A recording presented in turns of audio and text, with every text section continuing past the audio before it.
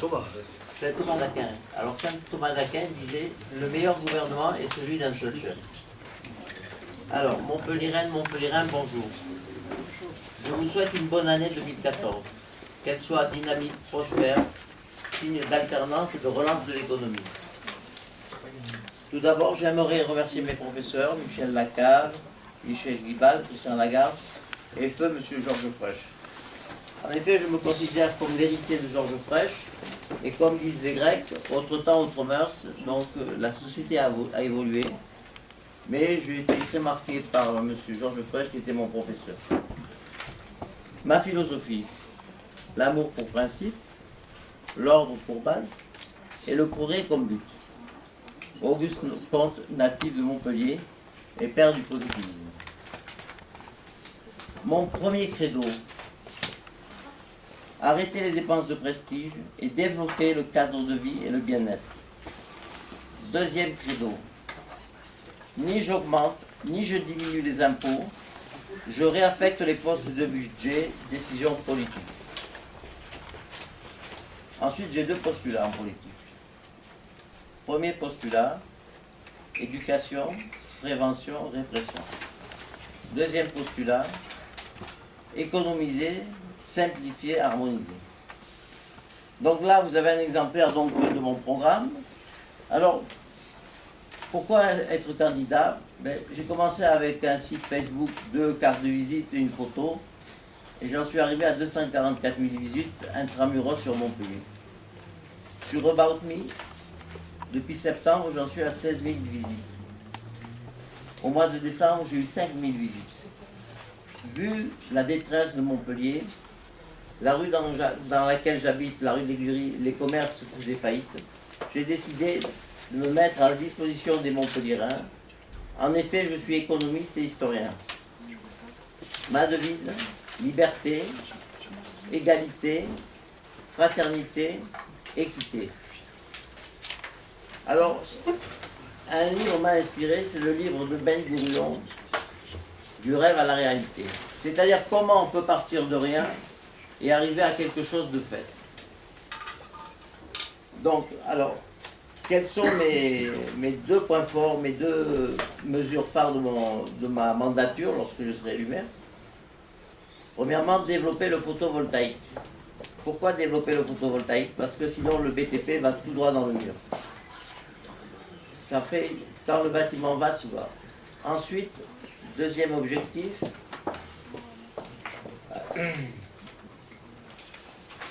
faire de Montpellier la capitale mondiale des maladies respiratoires.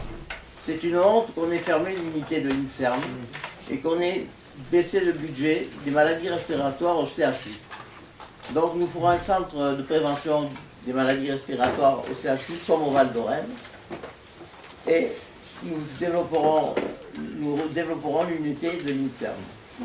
Pourquoi? Parce que Montpellier est la plus ancienne faculté d'Europe, la faculté de médecine, fondée par des médecins dont l'illustre élève était Nostradamus. Qu'est-ce que je veux en fait? Je veux que Montpellier rayonne, que les Montpelliérains rayonnent et que le monde rayonne autour de Montpellier. Merci, vous pouvez me poser des questions.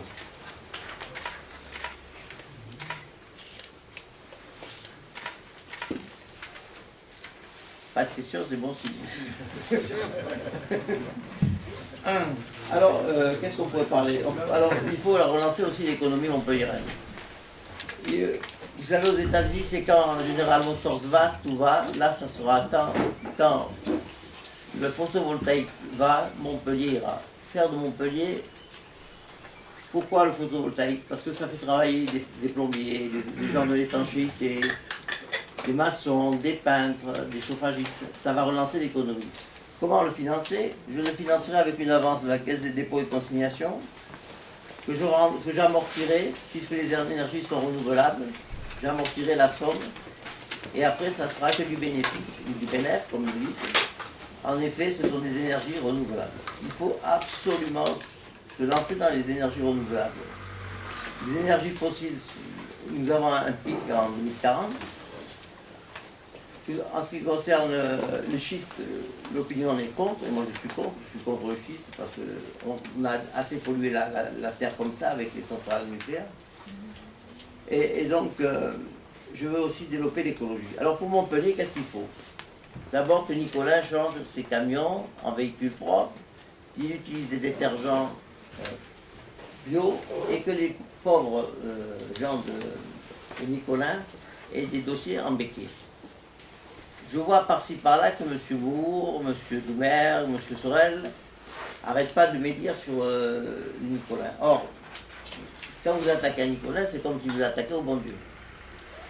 Donc, moi, je pense que M. Moore est un incompétent. Il faut faire un audit. Il faut faire un audit de tout Montpellier. Un audit technique, financier et humain. Pourquoi un audit? Parce que les comptes, déjà, entre la mairie et la Cour des comptes, on ne s'entend pas. Mais moi, je sais comment je vais résoudre le problème avec les comptes d'exécution. Ensuite, pour les gens de la mairie et du CHU, il faut lutter contre l'absentéisme. C'est une de mes mesures phares. Comment lutter contre l'absentéisme? La carotte, ça marche, le bâton, ça ne marche pas. C'est-à-dire donner des primes d'assiduité. Parce que vous savez, quand vous êtes fonctionnaire, vous êtes obligé d'obéir à quelqu'un toute votre vie. Vous pouvez tomber sur quelqu'un qui ne vous aime pas. Et vous êtes tributaire du droit de réserve. Donc mes parents étant donc fonctionnaire. Alors ma mère était institutrice, elle était musulmane. Elle a été recueillie par les colons, comme quoi les colons c'est pas des gens si méchants. Et mon papa faisait partie des forces spéciales. Il a fait le Tchad, le Sinaï, la Côte d'Ivoire, le Tchad, et à la Légion d'honneur. Donc voilà, je suis issu d'une famille classique, modeste. Je suis modeste. Des fois on m'appelle le simplet, je suis un peu simple, mais bon, c'est pas extraordinaire. Voilà. Donc si vous avez des questions à poser, je vais vous aider un peu en grosso modo. Alors pour la culture, je trouve aberrant que M. Bourquin baisse le budget de la culture. Pourquoi même? Parce que quand vous faites un festival, vous avez 12 000 festivaliers. Vous avez 5 000 repas, vous avez 6 000 unités. Vous faites connaître Montpellier dans le monde entier. Je pense que, et d'autre part, ça aide les gens en période de crise. Toucher à la culture, c'est un sacrilège, c'est un moteur de l'économie montpelliéraine.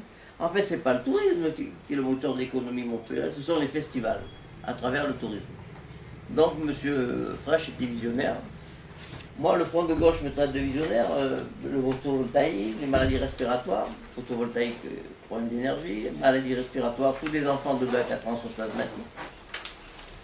Et moi, je veux redonner du baume au cœur aux Montpelliérains qui se sentent bien dans leur vie. Alors, 2 mesures. D'abord, on va faire Montpellier ville fleurie. C'est-à-dire que ça va redonner du baume au cœur aux Montpelliérains. Et ensuite, on va faire Montpellier ville propre. Alors, ce n'est pas la faute de Nicolas, si c'est ça. C'est que M. Moore ne sait pas ce que c'est un audit. Ne sait pas qu'entre-temps, les choses évoluent, les quartiers évoluent, les bâtiments évoluent, les rues évoluent. Il faut faire un audit technique, humain et financier de la collecte et de la voirie. Qui nous renseignera, ce seront les gens de Nicolas eux-mêmes. Donc, en fait, qu'est-ce qu'il faut faire? Il y a un principe de base en politique que tout le monde oublie. C'est un proverbe de Goethe. La parole est un besoin, l'écoute est un art. Il faut qu'on s'écoute. Il faut qu'on se mette à table. Il faut qu'on se parle. Il faut qu'on relise Étrangers de Camus. Il faut. Et je terminerai par la principale qualité d'un homme politique, la volonté. Ce qui caractérise l'homme politique, c'est sa volonté. S'il n'a pas de volonté, s'il n'a pas de conviction, s'il est là pour faire du business, s'il est là pour faire carrière, on n'en veut pas. Alors moi, je vous dis tout de suite, je ne suis pas là pour faire carrière. Pourquoi? Je suis non imposable et je fais ma campagne en transport en commun. Comme en Norvège ou en Suède, n'importe qui pourra faire de la politique. Ça ne sera pas l'apanage d'une caste ou de certaines personnes qui s'arrogent le droit de parler au nom des autres. Ainsi, dans la campagne, c'est moi, oui, les petits oiseaux. Mais moi, c'est pas moi, oui, les petits oiseaux, c'est programme de M. Piccolo. Donc, je vous ai distribué le programme. Donc, je répète les 5 R, réaménager l'urbanisme, réorganiser les services, réallouer les subventions, réaffecter les postes du budget et redéployer l'emploi. Montpellier doit rayonner, Montpellier a rayonné avec sa faculté de médecine. Bon, nous avons des chercheurs, nous avons des professeurs très compétents. Comment faire venir les entreprises? Les milliards d'euros, on n'en veut pas pour les entreprises. Ce qu'on veut, qu'est-ce que cherche l'employé, ou le cadre, ou l'ingénieur? Il veut un cadre de vie. Qu'est-ce qu'il veut? Alors, quels sont les atouts? Monsieur Delmas avait compris pour IBM. Comment a-t-il fait venir IBM? Le soleil, la plage, la montagne, les chercheurs, les enseignants, dans un périmètre restreint. On n'utilise pas des conditions climatiques ou des conditions géoclimatiques qui sont importantes. En plus de ça, à Montpellier, il faut faire d'abord un aéroport international. Pourquoi?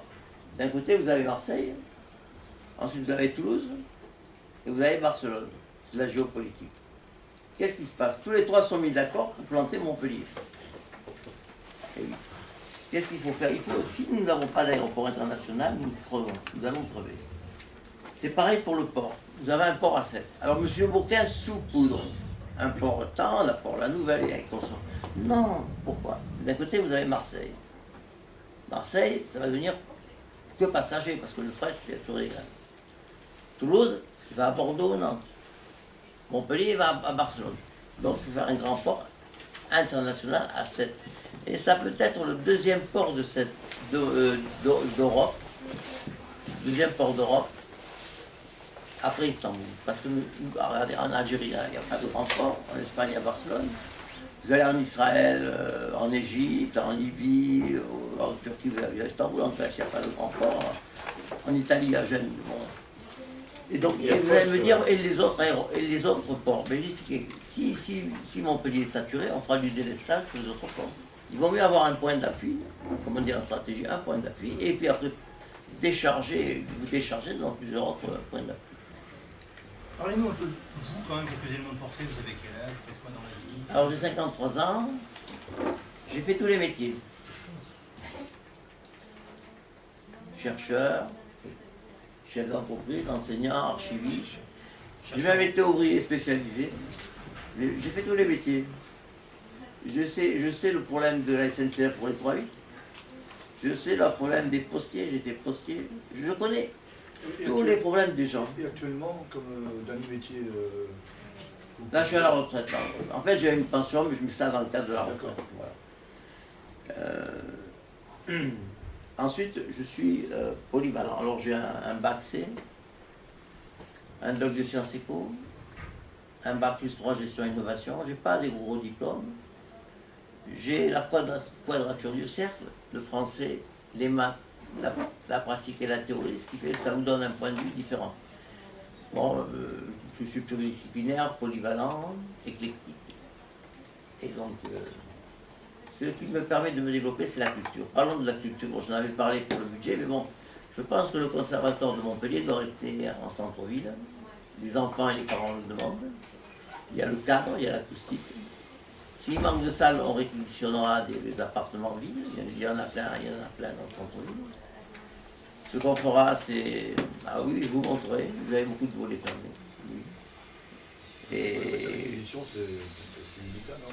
Pardon? La réquisition, il marche un peu... Non, mais pas à l'amiable. Hein, ah, d'accord. Donc, je ferai des cours de danse et de théâtre gratuits pour les enfants de moins de 12 ans. Je vais remettre le festival du film chinois, coréen et japonais. Je veux créer le festival du film du Moyen-Âge,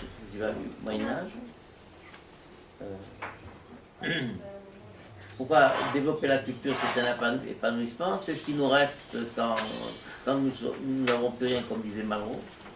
La culture, c'est ce qui nous différencie de l'animal. Avec les taux de chômage à Montpellier, il faut beaucoup de culture. Alors pour le chômage à Montpellier, bon, je ne vais pas vous dire mes solutions, mais ce que je peux vous dire, c'est que je suis un économiste de proximité. Les milliards, les startups, c'est pas ma tasse de thé. Je sais que Montpellier, 98%, ce sont des petites entreprises de commerce. Alors ça me fait bien rigoler les startups.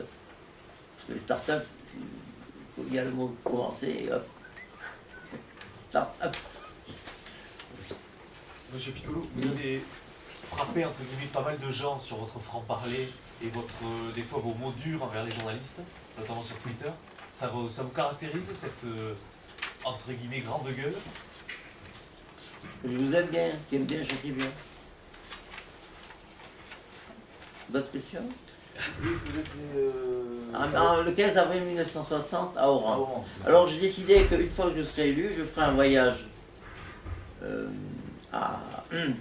au Vatican, en Israël et à Oran.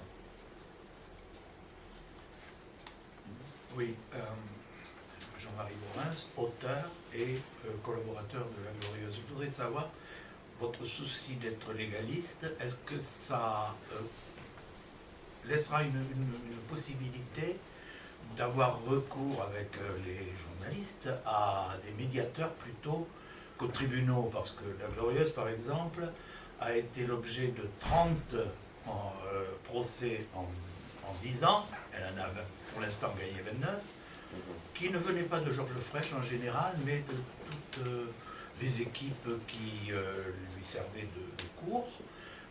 Est-ce que vous penchez plutôt vers la médiation dans ces cas-là, à condition bien sûr qu'il n'y ait pas d'atteinte aux valeurs fondamentales comme l'antisémitisme, le racisme, etc. Ça c'est ma première question. Et la deuxième, comment appréhendez-vous, je ne vais pas parler d'appréhension, j'ai parlé d'attitude en face d'un monde nouveau, ce qui se dessine peut-être, à savoir restructuration de l'agglo, du département, de la région, avènement de la métropole, etc. Alors, pour la première question, je vous répondrai un mauvais arrangement vaut mieux qu'un bon procès. Alors, pour la deuxième question, On les connaît dans le flou pour l'instant. à propos de... Rappelez-moi votre deuxième question. À propos d'une éventuelle restructuration des Alors écoutez, moi j'expliquais, alors attendez, je suis historien. Je suis historien, je n'ai pas la langue de bois. Quand le général de Gaulle a voulu faire les régions, supprimer le département, il a été viré. On ne peut pas toucher aux notables. Moi, on m'a expliqué la langue de bois, les Français en ont ras-le-bol. La langue de bois, le discours académique, le langage politique, toujours les mêmes litanies, réduire le chômage, améliorer la liberté, les valeurs, les valeurs. C'est dans les faits qu'on voit les valeurs, c'est pas en parlant des valeurs, c'est quand vous êtes dans les faits qu'on montre que vous avez des valeurs de démocratie. Écoutez, avec tout ce qu'on m'a fait, je n'ai jamais porté plainte, je n'ai jamais allé à la police et j'en veux à personne. Vous savez, un bon homme politique est quelqu'un qui aime tout le monde. Je vais vous rappeler un peu là, le principe d'Auguste Comte. L'amour pour principe, l'ordre pour base et le progrès comme but. Si vous ne posez pas un regard d'amour sur les gens, puis moi je serai le maire de tout le monde. Des riches, des pauvres, des SDF, des handicapés, des bourgeois, des ouvriers, je suis le maire de tout le monde. On est dans la même galère comme dit Scapin et il faut qu'on s'en sorte. Pas le maire des proxénètes, parce qu'il y en a de plus en plus à Montpellier. Je dirais. Actuellement, vous faites quoi? Vous me dites que vous êtes à la retraite, vous êtes dans des associations, vous êtes... J'ai fait des sites Facebook, alors j'ai fait un site Facebook commerçant et artisan de la rue de l'Aiguillerie à Montpellier, intramuros, 242 000 visites. J'ai fait un site WordPress qui est Georges Piccolo, 1000 visites en un mois. J'ai fait un site about.me, 16 000 visites depuis septembre et 5 000 visites au mois de décembre. Alors je perce aux États-Unis aussi, je suis connu aux États-Unis, c'est amusant. Et Donc, mais disons, avant la campagne, avant de vous lancer en campagne, vous faisiez quoi? Vous faisiez quoi avant la campagne pour essayer de comprendre ce que vous faites à Montpellier? Écoutez, excusez-moi, j'ai assez d'argent pour me passer de travailler. Voilà. Non, aux États-Unis, vous disiez quoi? Sur les États-Unis, oui. Alors moi, je suis très connu aux États-Unis, à Chicago, San Francisco, Atlanta, parce que j'ai une page Facebook about.me. Alors je vous invite à aller sur votre Twitter et à me suivre si vous voulez. En profitons-en. Oui. Ça vaut le coup. On se fait ça fume. Mais j'ai de l'humour aussi. Hein. Mais attention, ça peut être sanguinaire. Comment s'appelle la liste Liste citoyenne. Alors pourquoi liste citoyenne? Je vais vous expliquer mon parcours. J'étais à l'UMP, j'ai vu M. Fillon et M. Copé se disputer, ça ne m'a pas plu, donc je me suis mis vers moi. J'ai vu qu'à l'UMP, on humiliait Mme Brissot. On avait humilié Mme Brissot, d'ailleurs que j'appelle à venir vers mes rangs. On l'a humilié, ce sont des goujats, je pense. M. Domergue est un gouja. Il ne connaît pas les règles de bienséance. Les règles de bienséance. Il y a un manuel du savoir-vivre. Il faudrait qu'il relise le manuel du savoir-vivre. Monsieur Hérault aussi devrait relire le manuel du savoir-vivre. Les dames, c'est l'égalité d'hommes et de la femme. On les a écartés, manu militari. Alors, est-ce que c'est une résurgence de la loi Salique? Du machisme latin? Je ne sais pas. Et donc, monsieur Francis Joseph, il a des méthodes pas très catholiques. C'est-à-dire, il s'est servi de Doumer, il s'est allié avec Doumer pour neutraliser Brissot. Une fois qu'il a neutralisé Brissot, il a rompu cet accord. Et voilà. Et M. Doumer, alors lui, M. Doumer, n'en parlons pas. Il mange à tous les râteliers. Il est allé vers Sorel. Je vois ce qu'il foutait avec Sorel. Donc, il a trahi un peu l'UDI. Alors, M. Doumer, il trop étreint, trop prendre à son niveau. C'est ça. Hein. Voilà. Et puis, il faut avoir des convictions. Moi, j'ai eu des convictions. Je vais expliquer. Ma devise, c'est liberté, égalité, fraternité, équité. Je suis pour l'équité. Maintenant, les gens demandent l'équité. Alors, liberté, tout le monde là. L'égalité, c'est abstrait, mais c'est légal pareil. Et avoir une égalité de fait. La fraternité, c'est la frère. Et l'équité, c'est la traiter de manière... que tout le monde soit traité de la même manière. Alors, je vais finir par une citation de Voltaire. Après, vous pouvez poser d'autres questions aussi, hein, parce qu'on fait que finir pour recommencer fini. Puissent les hommes ne jamais oublier qu'ils sont tous frères. C'est très important. Il y a un mystère de l'humanité. Nous sommes peu de choses sur Terre. Ce qui compte, c'est la santé. Donc, heureusement que nous sommes dans la capitale. Alors, je décréterai Montpellier, capitale européenne de la médecine. Donc, je vais faire les entretiens de Maïmonide, parce que j'y ai pensé, ça aussi. C'est-à-dire qu'au lieu de faire tous les ans la comédie de la santé avec des petits stands, on va allier à la fois les professionnels et les néophytes. Tous les 2 ans, ça s'appellera les entretiens de Maïmonide. Et on traitera d'une maladie tous les ans. C'est pareil aussi. Je vais faire aussi un pool de luxe. C'est-à-dire, en économie, on vous dit que l'industrie du luxe tire toujours les autres industries. Hein. C'est-à-dire qu'on va mettre ensemble Enjoy, le théâtre, l'opéra, les congrès, les restaurants 4 étoiles, les hôtels 4 étoiles, les épiceries fines. Ça sera un package qu'on vendra aux congressistes. Parce que la plupart des congressistes sont américains, brésiliens, chinois. Chez moi, ils ont du blé. Donc, on va les attirer. Et il faut que Montpellier, vu qu'elle a beaucoup de compétences en médecine, soit maître d'œuvre des congressistes. C'est pas une ville Chantanto qui doit décider, mais c'est Montpellier qui doit décider de tout ce qui est médecine. En fait, il faudrait dépasser les entretiens de Bichat et faire des entretiens européens de Maïmonide. Voilà. Vous citez Ben Gourion, est-ce que ça correspond à une idéologie? Non, c'est une façon pratique. C'est-à-dire, il est parti, je cite pas, hein, ils ne sont partis de rien, ils sont arrivés à l'État. Voilà, c'est pour vous dire la même chose. C'est pas, c'est dans la forme que je vois, pas dans le fond. Hein. Votre équipe se compose de combien de personnes et qui sont-ils? Écoutez, c'est très... Bon, j'ai du monde, mais je suis obligé de les protéger. Voilà, c'est tout ce que je veux dire. Pourquoi? Là, on a déjà fait pression sur ma directrice de campagne qui est partie de façon indécente et même choquante. Mais j'ai montré à la population que... En fait, c'est un apprentissage pour moi, tout ce qui se passe. J'ai pu redresser la barre et, vous voyez, je suis dans dans les cas de figure de ce qui peut arriver à la mairie. Tout m'est arrivé. Directrice de campagne qui me lâche. Alors, par contre, vous savez ce que disait Fresh? La politique, c'est la trahison permanente. Bon, j'ai mon franc-parler, mais il est quand même cadré. Hein. Vous avez vu, hein, je ne dépasse pas les bords. Voilà. On reproche souvent aux autres candidats de ne pas avoir de programme. Vous, c'est assez détaillé, c'est même très détaillé. Les mesures concrètes, hein, Oui. comme le retour du garde champêtre assisté d'un animateur. Alors, du coup, j'ai pas bien. Je vais expliquer. Alors, le garde champêtre, c'était quelqu'un qui faisait le lien. D'abord, on se confiait. Ensuite, on peut détecter des gens, des cas sociaux. Il peut donner des conseils juridiques. Il s'occupe du quartier.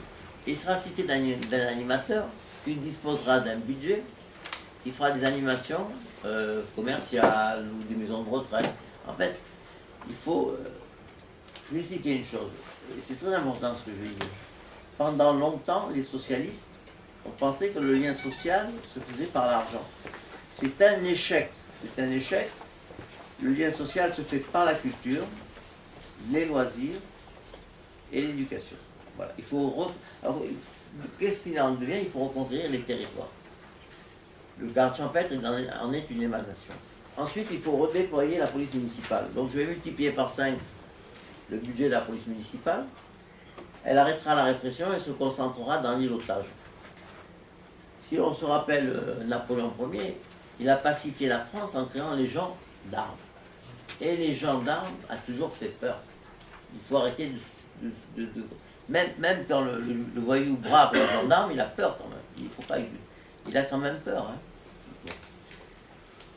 Et donc, et puis, alors, je vais faire un redéploiement des ASVP qui vont se concentrer sur la surveillance et l'incivilité. Parce qu'il y a le problème de la paillade ici. La paillade a été oubliée pendant 30 ans. Et oui. Je ne dis pas ça parce que ma mère est musulmane, je dis ça parce que c'est lamentable, c'est une honte, c'est indécent, c'est une atteinte au droit de l'homme. Ils n'ont pas. C'est la misère. Et alors, le problème, c'est que cette misère, on la reçoit en pleine figure.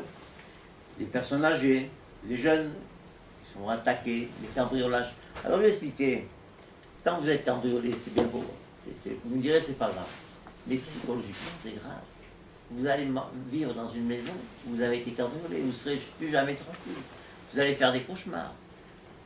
Vous voyez cet aspect humain. En fait, moi, je suis un des candidats humains, comme disait Jules Romain.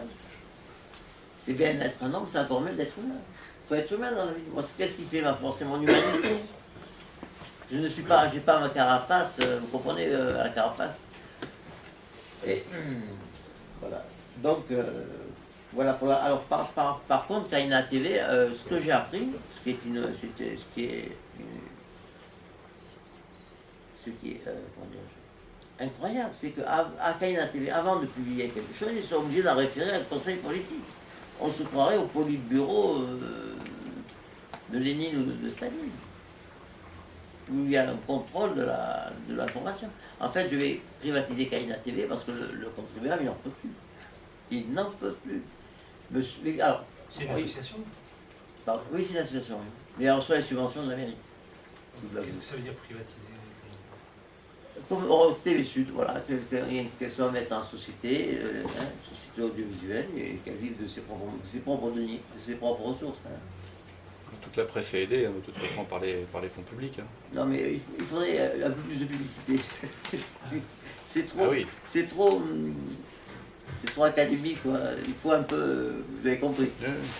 Et les gens ils gagneraient, parce que c'est pareil, on critique la publicité, mais on aime bien les regarder. La liste, promener de boucler rapidement, on en est où? C'est pas évident à trouver, donc No comment. No comment. No comment, c'est-à-dire... Je fais tout dans ce terrain. Ah bon, d'accord. Bon, quelles sont vos chances? Comment vous jugez vos chances? Alors, je vous avais dit que j'avais Georges Prince comme professeur. Alors, est-ce qu'il faut dire ou il ne faut pas dire? Il m'a mis 19 sur 20. Professeur de quoi? Histoire des faits économiques. Il faisait des politiques à la fac, de droit, et sciences, histoire des faits économiques. Il m'a dit comme ça, vous pouvez partir tranquille. Alors, pourquoi y croire? Parce que, j'ai expliqué, comme j'ai dit au début, je suis parti de rien. J'ai expliqué. Je connaissais rien à Facebook. Mon beau-fils m'a fait ami. J'ai créé une page avec une photo, une carte de visite. Et je suis arrivé à... Et tout se passe comme une sorte de synchronicité. Vous connaissez la théorie psychanalytique de Carnot. Je crois que mon succès est insolent pour les autres, et qui puis-je Monsieur, alors, au-dessus de vous, c'est vos affiches de campagne? Non, c'est pour décorer parce que j'ai trouvé... Non, écoutez, D'accord. les gens ne veulent l'image, le sourire ultra bright, le slogan très technique, on en a marre, on n'en veut plus. Les gens, vous le sentez, hein, ils ont autre chose à faire. Mais si ça marchait, on le saurait, ça ne marche plus. Vous verrez, d'ailleurs, beaucoup de gens disent que les gens auront... Alors, un petit scoop, hein. J'arriverai en tête des sondages officieux. Parce que je vais expliquer, mes adversaires, je vous répète, j'arrive en tête des sondages officieux, mes adversaires disent à tout le monde que je ne me présente pas. Je le dis en plaisantant, aussi, il n'y a pas de sondage. Monsieur, ça fait depuis 1 an que j'arpente et je quadrille Montpellier. Le succès ne vient pas seul, il faut du travail. Le travail mérite salaire. Le travail est toujours payé, il faut arrêter de dire qu'on est sorti de la crise de Jupiter. Et je suis allé donc à la rencontre des Montpelliérains. Alors, comment j'ai fait? Il me fallait des appuis, donc j'ai fait les commerces. Mon père j'ai eu un commerce, un restaurant d'ailleurs. Keynes aussi avait fait beaucoup de métiers comme moi et beaucoup d'études. Comme les problèmes de la liste, on commande peut-être, mais on s'approche, on a quelques semaines de... Écoutez, je prends les opposants qui auront je prends les gens qui seront refusés. je peux vais expliquer ma liste. Ma liste, alors, c'est pas... Je vais expliquer, mais écoutez-moi bien. Tous les autres, c'est moi, oui, les petits oiseaux, moi, je.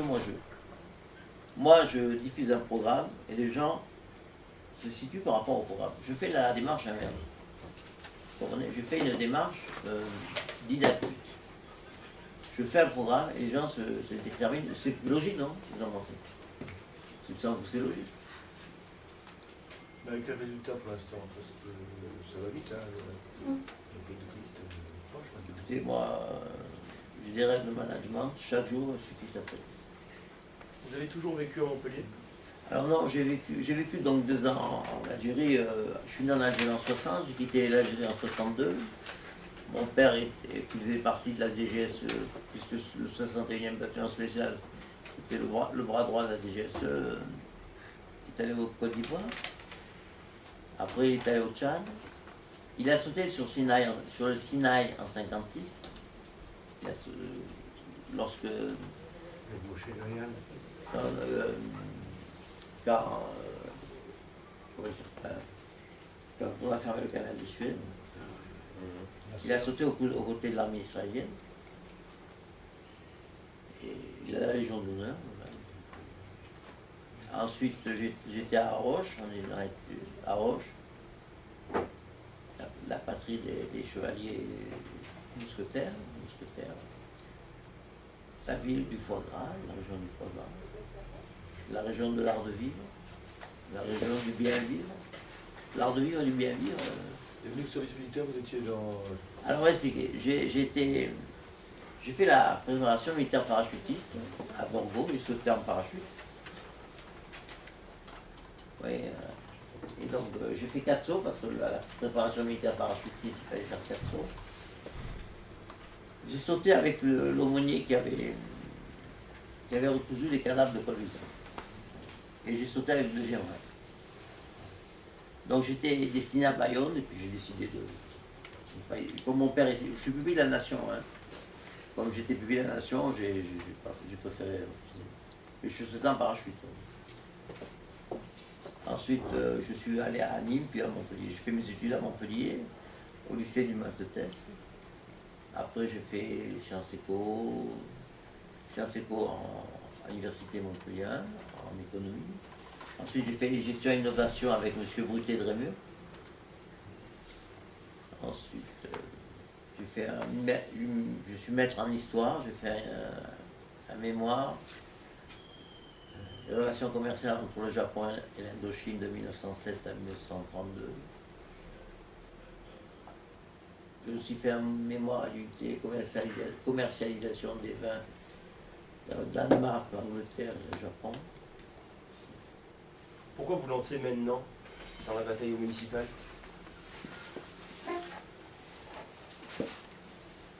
Je ne sais pas je ne sais pas moi-même. C'est bizarre, c'est un peu comme si vous sortiez un peu du lapin, du chapeau, le lapin du chapeau. Par contre, j'ai un passé politique assez important, parce que j'ai créé la Corpo de Lettres et la Corpo de Sciences Po. Je me suis fait jeter, mais alors, manu militari par les socialistes. Après, je suis rentré à Sciences Po Paris, je suis arrivé seconde Sciences Po Paris, mais j'ai pas fini. J'étais un peu déçu. Monsieur Fraîche avait une autre valeur. Je pense que c'est le professeur le plus intelligent, le plus remarquable. Vous auriez pu un élu de Georges Fraîche éventuellement Non, il m'aurait tué. On m'a dit. J'ai attendu, par respect, je ne me suis pas présenté parce que c'était mon professeur. Et je lui aurais fait de l'ombre, il m'aurait tué. Il fallait attendre, oui. Je m'excuse de procéder par association d'idées. Il se trouve que je suis occitan, gascon, j'en parle dans mon livre d'ailleurs.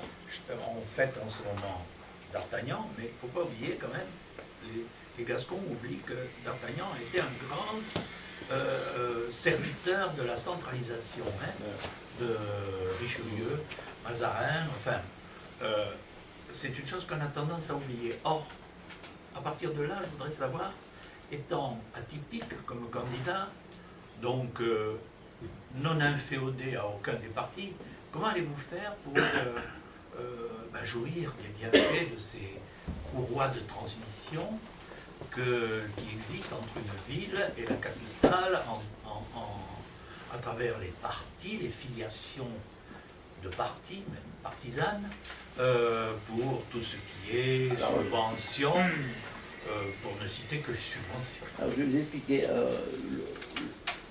Des prévisionnistes nous ont dit qu'il y allait avoir des surprises et une recomposition de la vie politique française. Donc j'attends, comme disaient les Anglais, wait and see. Quant à vous, me faites une offre de Gascon. Vous étiez à l'UMP à l'époque Oui, oui. Enfin, je dirais adhérent. Alors à l'UMP, j'ai fait une étude sur le centre-ville que vous pouvez voir sur Internet. Concernant votre équipe, est-ce que vous pouvez nous décrire votre manière de manager, d'animer cette équipe de travail? Parce que si vous dites que vous travaillez en souterrain, vous pouvez nous en dire un peu plus, au moins sur votre méthode? Alors ma méthode, c'est comme Fraîche me disait, il ne faut pas faire des contrôles a priori, mais des contrôles a posteriori. C'est-à-dire, moi je considère que si une personne se présente, je lui donne sa chance. Parce que moi, on ne me l'a jamais donné, ma chance. Il a toujours fallu que je me crée. Il a fallu que je me crée moi-même pour des corpos. Il a fallu que je me crée moi-même. Et ça demande énormément d'efforts, énormément de capacité, d'énergie. Vous savez, c'est un combat de tous les jours.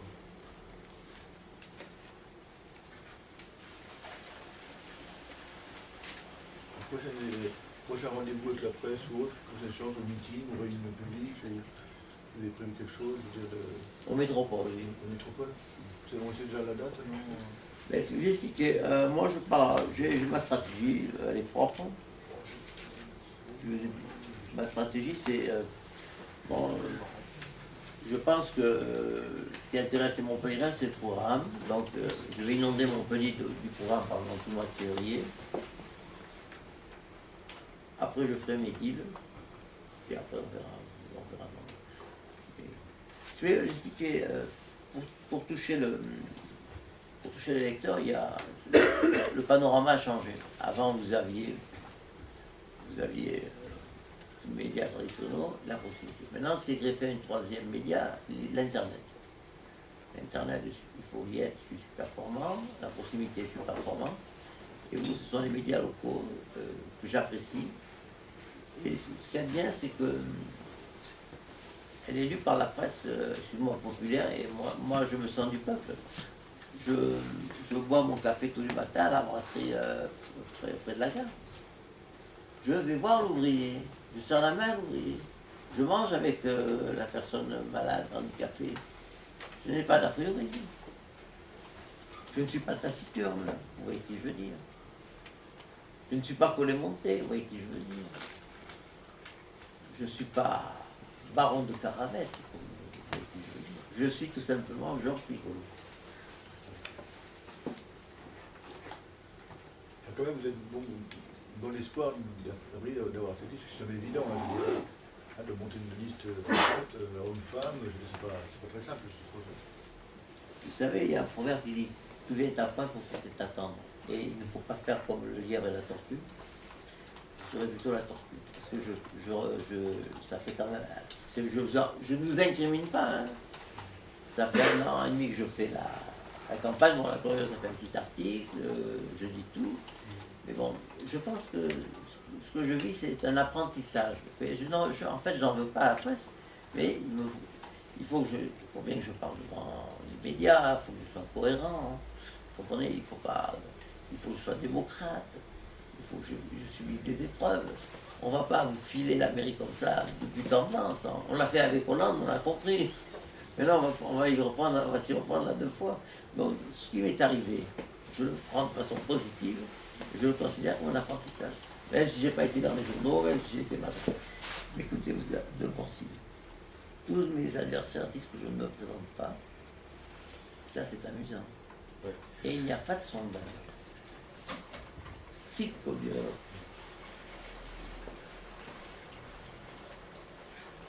Est-ce que vous avez d'autres questions?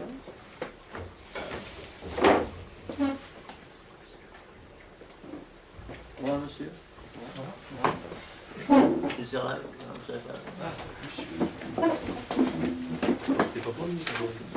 Ça vous a plu?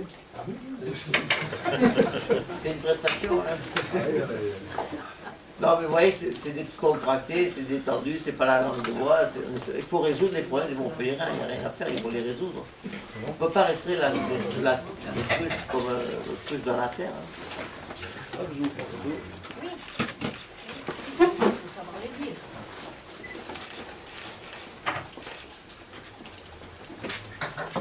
Non, pas du tout. Bonjour, bonjour.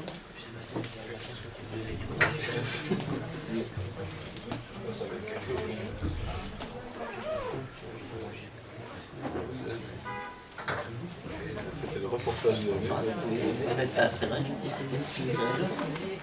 attendez, on va aller là. Attendez, vous revenez tous les journalistes. On va asseyez-vous.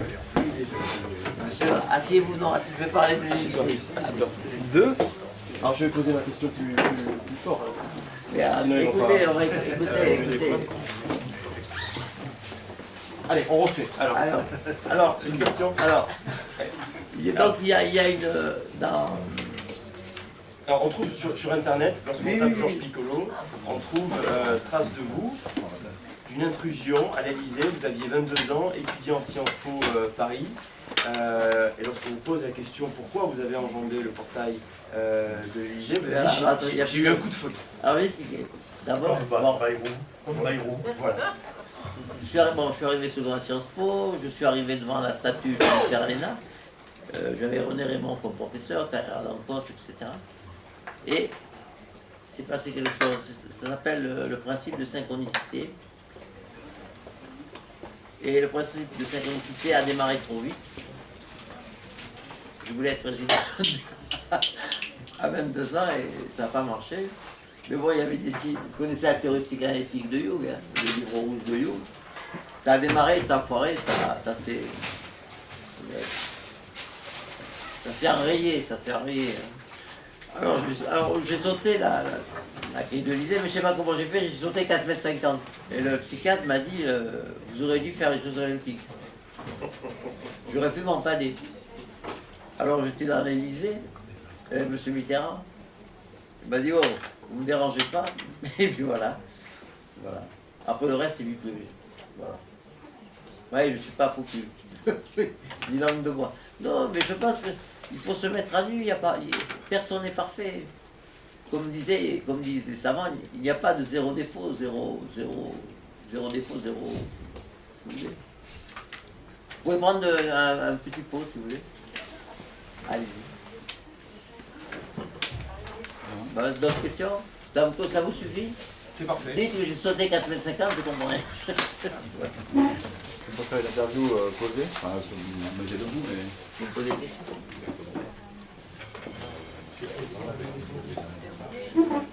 Par contre, les autres, vous voulez dire.